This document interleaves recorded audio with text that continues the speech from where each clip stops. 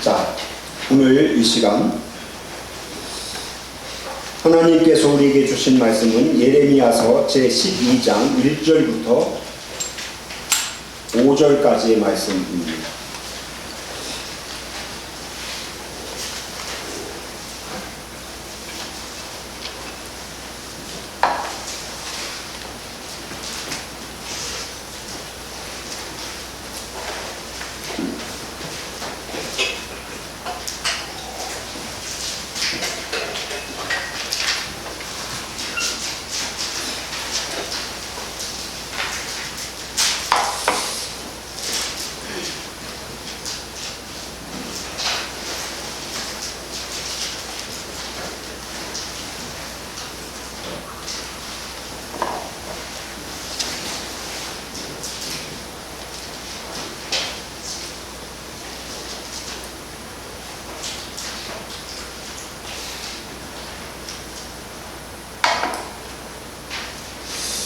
예레미야서 제12장 1절부터 6절까지 읽습니다. 시작. 여호와여, 내가 주와 변론할 때에는 주께서 의로우시니이다.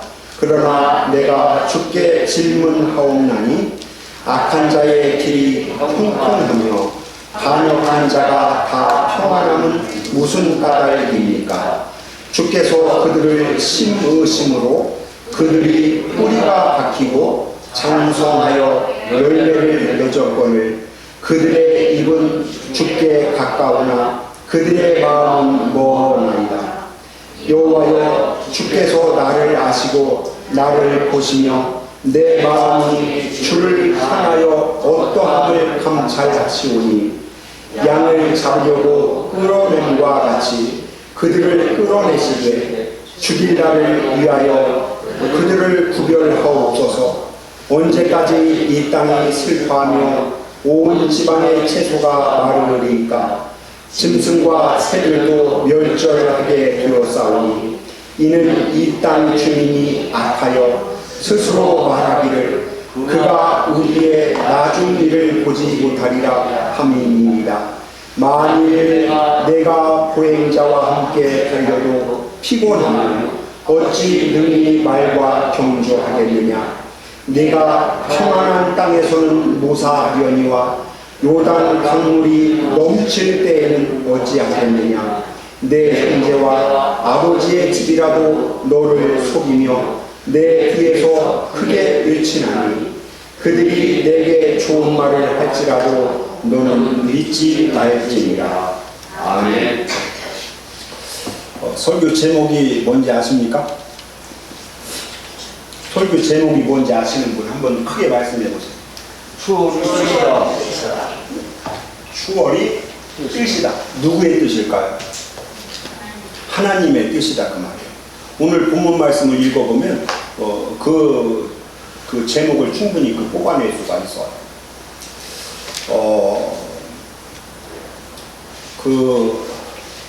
지금 12장이잖아요. 근데 11장까지 이렇게 보면 이스라엘 백성들이 하나님의 뜻이고 뭐고 다 제 갈 길을 가거든요.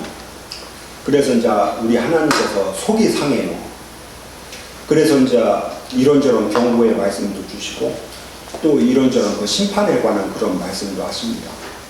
그러면서 이제 12장에 오면서 예레미야가 하나님 앞에 질문을 합니다. 질문을 하는데 왜 악인들이 형통하나요? 여기 그 말씀으로 형통한 교회, 말씀으로 형통한 생활 그러잖아요. 그러니까 오늘도 이렇게 우리가 다른 데 안 가고 오늘 예배를 위해서 어떤 분들은 어저께 막 밤부터 또 아침에 일찍 일어나서 막 이렇게 준비하고 기도하고 그렇게 하잖아요. 우리가 형통해야 되잖아요. 예수 잘 믿는 사람들이 우리 인천 사랑의 교회가. 근데 막 무당에 막 절여 살고 점쟁이에 절여 살고 막 이런 사람들이 요즘 막 얼마나 활개를 치고 막 그러냐 그런 얘기예요. 지금 이 얘기가. 그러니까 왜 악인들은 저렇게 형통한가요? 하나님 내 마음 알잖아요. 이제 이런 얘기도 여기 나옵니다. 이 예레미야의 마음은 얘들을 싹 쓸어버렸으면 좋겠어요. 집에 가셔서 한번 천천히 읽어보시고 뭐 쉬운 성경으로 한번 더 읽어보시든지 메시지 성경 같은 걸로 한번 더 읽어보세요. 하나님 내 마음이 어떠한가를 아실 텐데요. 왜 쟤들을 그냥 내버려 두십니까? 왜 수수방관하십니까? 내가 봐도 쟤들은 그냥 싹 쓸어버리는 게 맞은데 왜 쟤들이 형통하고 그럽니까? 그러면서 조금 더 이렇게 발전을 해서 예레미야가 어떻게 투덜대는가 하면 제가 가만히 보니까 나무로 치면 하나님께서 쟤들을 깊이 심으신 것 같아요. 그래서 뿌리를 깊이 내려서 뿌리 깊은 나무가 가지도 무성해지잖아요. 쭉쭉 뻗어나가고 높이 가고 그리고 뿌리 깊은 나무가 하나님께서 꼭 심으신 것 같아요. 그래서 뿌리가 쭉쭉 뻗어나간 것 같아요. 그래서 무성한 것 같아요. 그래서 꽃도 저렇게 좋고 향도 저렇게 좋고 그래서 벌도 나비도 저렇게 많이 날라오고 그래서 열매를 맺었는데 열매는 왜 그렇게 많이 맺나요? 우리는 조금 맺는데 이제 그런 얘기예요. 이게. 그렇게 막 투덜투덜 됩니다. 그리고 나서 5절은 하나님께서 예레미야의 그 불만, 불평, 그 질문에 대해서 답변을 하시는 거예요. 이게 5절 같이 읽어봅시다. 천천히 읽습니다. 큰 소리로 읽습니다. 5절 성경을 들고 성경을 들여다봅시다. 시작. 만일 잠깐 나하고 똑같이 읽어요. 나하고 똑같이 읽자. 만일 내가 보행자와 함께 달려도 피곤하면 어찌 능히 말과 경주하겠느냐. 내가 평안한 땅에서는 무사하겠지만 요단 강물이 철철철철 넘쳐 흐를 때에는 어찌하겠느냐. 그러니까 대홍수가 올 때는 어떻게 하려고 그래. 네가 평화로운 땅, 평안한 때 이럴 때는 무사하겠지만 옛날 성경에 보면 안연하려니와 그냥 이렇게 그냥 그 뭡니까 온실의 화초처럼 그렇게 잘 자라겠지만 근데 막 북풍한 소리 몰아치고 7, 8월 그 땡볕이 막 내리쬐고 그 뭡니까 터키에 대지진이 와가지고 한 3만 명 가까운 그런 그 생명이 지금 희생됐답니다. 어떤 분들은 막 20만 명 이상 희생될지도 모른다 그러고 10만 명은 넘을 것 같다 그러고 여러분 그런 그 대지진 속에서도 살아남기를 바라시는 하나님의 마음이 이 5절 속에 가득히 채워져 있어요. 야, 네가 이렇게 평화롭고 그리고 태평하고 이럴 때는 네가 그냥 그럭저럭 무사하게 안연하게 그렇게 생활하겠지만 그 온실의 화초처럼 그렇게 꽃도 피고 또 향기도 바라고 그러겠지만 이걸 밖에다 내놓으면 옹열 땡볕에 그냥 쫙 말려버릴 거 아니야. 그리고 뭡니까 북풍한 소 이런 게 오면 그냥 꽁꽁 얼어 죽어버릴 거 아니야. 그런데 내 뜻은 그게 아니야. 내 생각은 그게 아니야. 너희들이 저 시베리아에다 갖다 놔도 네바논의 백향목처럼 막 뿌리를 깊이 내리고 그리고 막 무성하고 거기에서 열매도 맺고 나는 그런 그림을 갖고 있어. 이제 그게 그런 뜻이 지금 이 5절 말씀에 담겨져 있는 거예요. 근데 지금 예레미야가 볼 때는 이건 도대체 불합리한 겁니다. 그래서 이 5절 이하에 쭉 이렇게 말씀을 읽어보면 예레미야에게 하나님께서 그런 말씀을 해요. 뭐냐면 야 저런 악인들도 그렇고 여기서 악인이라고 하는 것은 진짜로 막 그 아주 악독한 사람들이 있잖아요. 진짜로 포악한 사람들이 있어요. 막 살인자들이 있고 현행범들이 있어요. 근데 여기서 악인이라고 하는 것은 또 어떤 사람들을 악인이라고 그러는가 하면 하나님을 믿기를 거절하는 사람들, 하나님의 초청에 응하지 않는 사람들도 다 악인입니다. 그러니까 하나님을 모르는 사람들은 다 악인인 거예요. 어찌됐든 저들이 살기가 힘들어서 저들이 너무나도 인생이 고달파서 스스로 기도해도 내가 귀를 막을 거야. 그러니까 너도 저들을 위해서 여기 보면은 그 제사장들 그리고 성경을 가르칠 수 있는 사람들도 다 여기에 포함이 돼요. 하나님께로부터 멀리 떠났다고 그러잖아요. 저들의 입은 하나님께 가깝다. 예레미야가 보니까 오늘도 예배를 드립니다. 오늘도 조국에 많은 교회들이 있어요. 정광훈 씨도 예배를 드립니다. 그리고 많은 그 가짜들도 예배를 드려요. 주님 이곳에 우리와 함께, 제가 오늘 새벽에 보내드렸잖아요. 그 사람들도 그런 찬송을 합니다. 그리고 뭐 나의 남은 생애가 1년이 될지 한 달이 될지 모르는 인생, 정말 주를 위해 살겠다고, 그런 사람들이 너무나 많아요. 근데 그들은 가만히 보면 입은 하나님께 가까운데 그들의 마음은 주께로부터 멀리 도망갔습니다. 떠나갔습니다. 오늘 1절부터 5절까지 보면 그 말씀도 여기 있단 말이에요. 어쨌든 예레미야도 알고 하나님도 알아요. 그래서 저들이 회개하고 저들이 막 돌이킨 척하고 그래도 내가 쟤들 그 기도 응답 안 올 거야. 너도 그러니까 쟤들 위해서 기도하지 마라. 이런 말씀도 여기 있어요. 그러니까 예레미야 수준이나 하나님 수준이나 똑같아요. 여러분, 정말로 우리가 이렇게 살아가면서, 내가 어렸을 때 이번에 아버지 유품 정리를 다 했거든요. 우리 아버지의 집은 이제 없어졌습니다. 두 아들에 의해서 지난 금요일 날로 한강수의 집은 없어졌어요. 없애버리는 일을 누가 했는가 하면 둘째 아들과 큰아들이 했어요. 아버지 돌아가셨을 때보다도 유품 정리할 때가 너무 힘들었어요. 어렸을 때 같이 찍은 사진, 아버지 젊었을 때, 그 몇 장 남겨야 되잖아요. 아버지 양복 한 벌이라도 남겨야 되고, 넥타이는 어떤 걸 남기고, 와이셔츠는 어떤 걸 남기고, 이게 의견도 안 맞아요. 어쨌든 여러분, 우리가 이렇게 살아가면서 이 순간이 와요. 그런데 그런 순간이 오기 전에 우리들은 계속해서 하나님을 거역하고 내 뜻을 내세우고 하나님의 뜻을 집어 던져버리고, 그렇게 가다가 지금 이 어려운 일을 만났고, 지금 예레미야가 보니까 쟤들은 심판을 받아야 되고 예수 잘 믿는 사람들은, 하나님을 온전하게 예배하는 사람들은 잘 되는데 이게 거꾸로 된단 말이에요. 그러면서 예레미야가 불평하고, 예레미야가 하나님 앞에 왜 말도 안 되는 일이 내 앞에서 이렇게 벌어지는데 하나님은 눈을 뜨고 바라만 보고 계십니까? 그랬을 때 하나님께서 만일, 이렇게 이제 대답을 한단 말이에요. 만일 네가 보행자와 함께 달려도 피곤하면 능히 말과는 어찌 경주하려느냐. 여러분, 말 그러면 뭐가 떠오릅니까, 여러분? 뭡니까?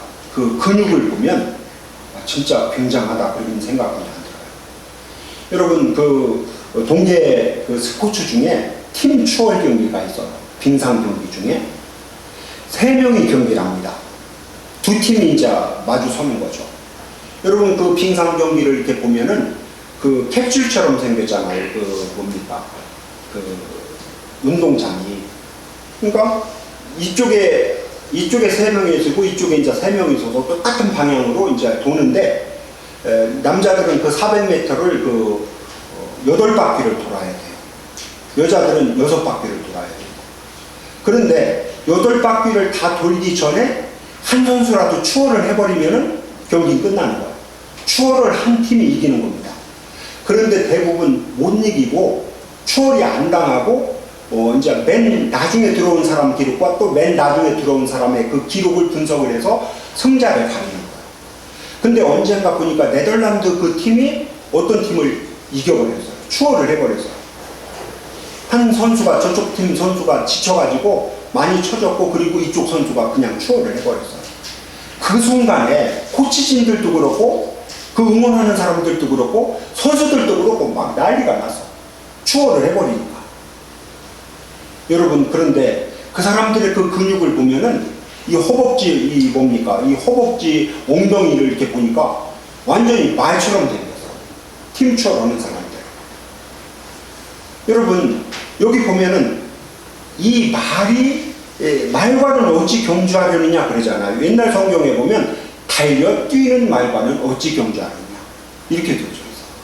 그러니까 여기서 또 한 가지 질문합시다. 지금 한번 5절 말씀 다시 읽어봅시다. 시작. 만일 내가 보행자와 함께 달려도 피곤하면 어찌 능히 말과 경주하겠느냐 이렇게 되어져 있잖아요.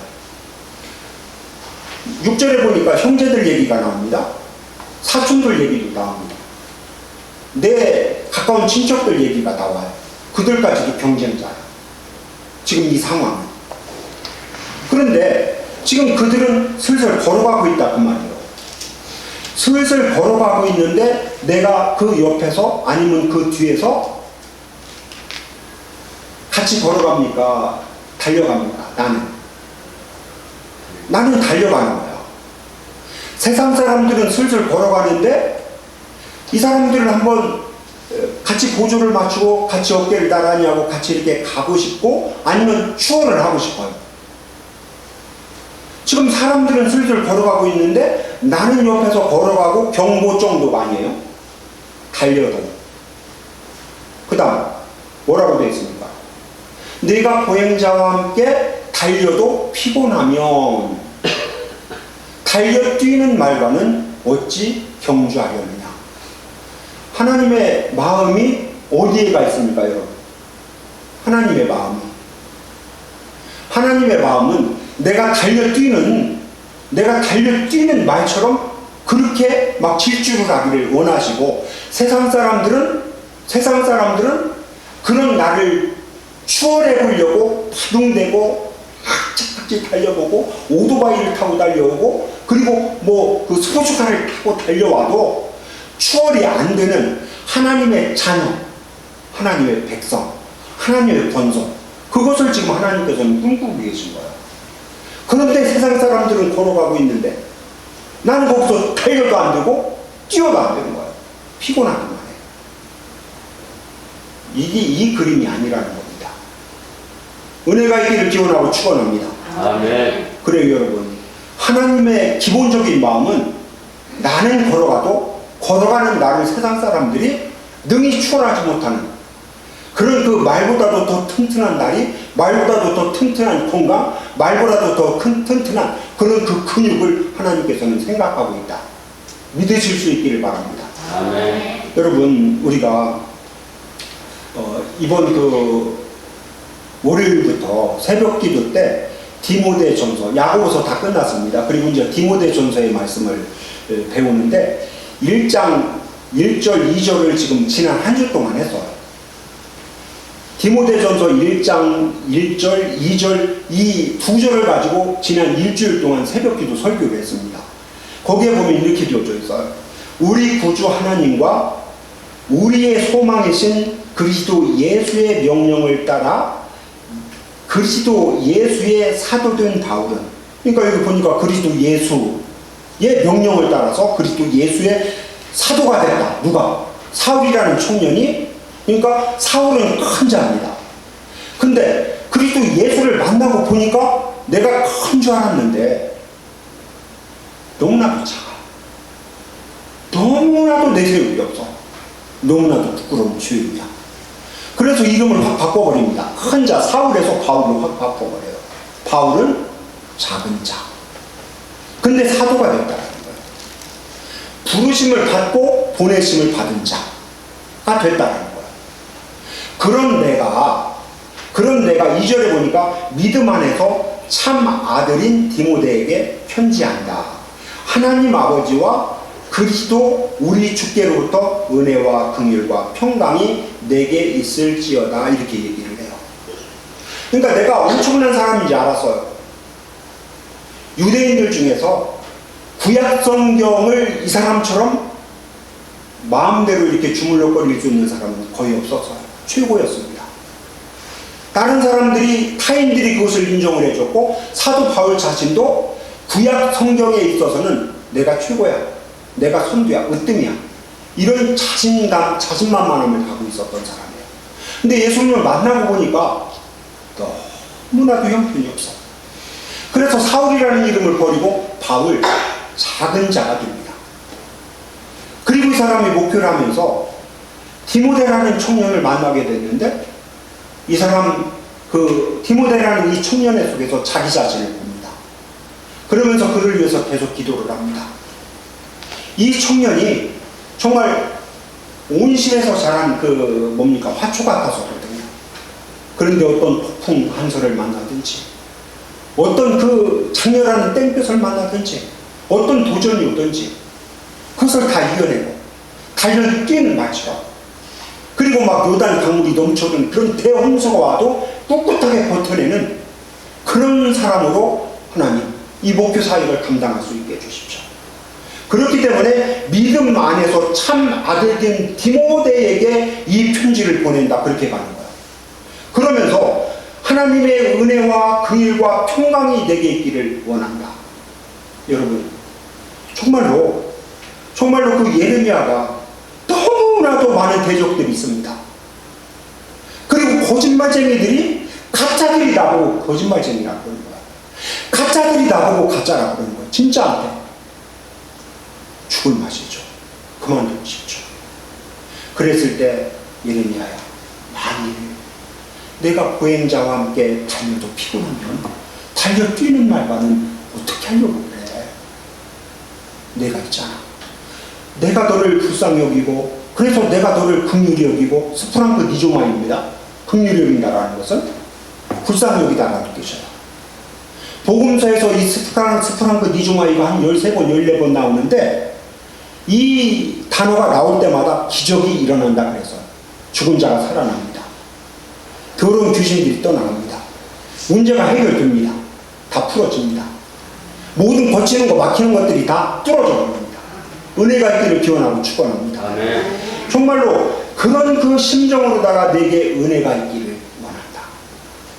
여러분, 내가 구원받을 만한 어떤 노력을 하고 무슨 대가를 지불하고 그리고 내가 어떤 공로를 쌓아서 구원받은 게 아니에요. 그냥 무조건 구원해 준 거예요. 무조건 아들을 보내셨고 무조건 아들을 십자가에 죽이셔서 날 대신해서 죽이시고 그리고 그 피로다가 내 모든 더러운 것을 깨끗하게 씻어주신 거예요. 나는 땡전 한 푼 안 냈습니다. 그냥 믿기만 했습니다. 이게 은혜인 거예요. 은혜라고 하는 것은 공짜로 받은 선물이에요. 한번 따라합시다. 공짜로 받은 선물. 공짜로 받은 선물. 그게 은혜인 거예요. 그러니까 하나님께서 불쌍히 여겨주시면 너에게 그 은혜가 와. 하나님께서 너를 등에 업고 달려 뛰는 말처럼 하나님께서 달리는 거야. 그러면 너는 피곤하지 않아. 너는 능히 추월할 수 있고 그리고 너는 추월을 했어. 이렇게 가는 거예요, 성경. 자, 여러분, 여기 보니까 내게 평강이 있을지어다, 이렇게 갑니다. 여러분, 그리고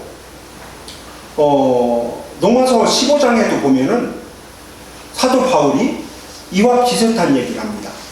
한번 펼쳐봅시다. 로마서 15장.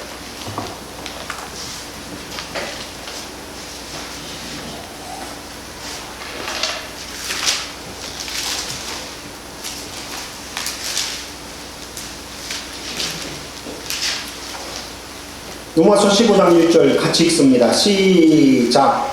믿음이 강한 우리는 마땅히 믿음이 약한 자의 약점을 감당하고 자기를 기쁘게 하지 아니할 것이라, 이렇게 되어져 있어요.